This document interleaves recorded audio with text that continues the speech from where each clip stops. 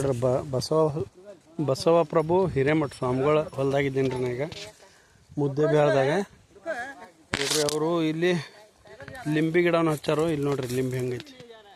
ಇದು ಲಿಂಬಿ ಮತ್ತು ತೆಂಗು ಹಚ್ಚಾರು. ನಡು ಒಂದೊಂದು ಲಿಂಬಿ ಹಚ್ಚಾರ ನೋಡ್ರಿ. ಯಾವ ಸರ್ ಇದು ಲಿಂಬಿ ಯಾವ್ದಿದೆ? ಅದು ಸೀಡ್ಲೆಸ್. ಅದು ಸೀಡ್ಲೆಸ್ ಹತ್ ನೋಡ್ರಿ. ಅದು ಬಾಲಾಜಿ ನೋಡ್ರಿ ಸೀಡ್ಲೆಸ್ ಲಿಂಬು ಲಿಂಬು ನೋಡ್ರಿ. ಯಾರು ರೈತರು ಏನು ಬೇಕಾದ್ ಮಾಡ್ಬೋದು. ಅದು ತೆಂಗು ಹಚ್ಚಾರ ನೋಡ್ರಿ. ಅದ್ರ ಮೇಲೆ ಬೇಲಿ ಯಾವುದು ಬೆಳೆದೈತ್ರಿ ಆ ರೀತಿ ತೆಂಗಿನ ಗಿಡ ಆ್ಯಕ್ಚುಲಿ ಅದು. ಇದೊಂದು ತೆಂಗಿನ ಗಿಡ ನೋಡ್ರಿ. ಅವೆಲ್ಲ ಹೊಂಬಾಳೆ ಬಿಟ್ಟಾವ. 3 ವರ್ಷ ಮುಗಿಸಿ 4ನೇ ವರ್ಷ ರನ್ನಿಂಗ್ ಐತಿ. ಯಾಕ್ರಿ 4ನೇ ವರ್ಷ ರನ್ನಿಂಗ್. 3 ವರ್ಷ ಮುಗಿಸಿ 4ನೇ ವರ್ಷ ರನ್ನಿಂಗ್ ಐತಿ. ಯಾರು ಬೇಕಾದ ನೋಡಿ ಇಲ್ಲಿ ಬಂದು ನೋಡ್ಬೋದು. ಮುದ್ದೆ ಬೇಳದಾಗ ವಿಸಿಟು ಮಾಡ್ಬೋದು. ಇಲ್ಲಿ ಪಾಟೀಲ್ ಕಾಲೇಜ್ ಐತ್ರಿ. ಇಲ್ಲಿ ಪಾಟೀಲ್ ಕಾಲೇಜ್ ದೊಡ್ಡ ಕಾಲೇಜ್. ಆಕ್ಸ್ಫರ್ಡ್ ಕಾಲೇಜ್ ಹಿಂದ್ಗಡೆನೇ ಐತ್ರಿ ಅದು ಹೊಲ.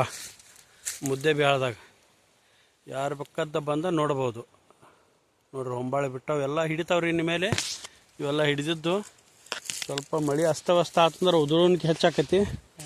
ಈ ವಾತಾವರಣ ಮೇಲೆ ಡಿಪೆಂಡ್ ಇರ್ತಾವ್ರಿ. ಏನು ಮಾಡಿದ್ರು ಕ್ಲೈಮೇಟ್ ಬಿಟ್ಟು ನಾವೇನು ಮಾಡೋಕ್ಕೆ ಸಾಧ್ಯ ಇಲ್ಲ. ಅದಕ್ಕೇನೈತಿ ಪ್ರತಿಯೊಬ್ಬರು ರೈತರು ಏನು ಅಂಜಕ್ಕೆ ಹೋಗ್ಬೇಡ್ರಿ. ಆದ್ರೆ 100% ಈವನ್ ನಿಮಗೆ ಆಗ್ಯಾವಲ್ಲ ಕಾಯಿಗಳು ಎಲ್ಲ ಹಿಡಿಯುವಂಗೆ ಮಾಡಿಕೊಡೋದು ಜವಾಬ್ದಾರಿ ನಮ್ದು ರೀ.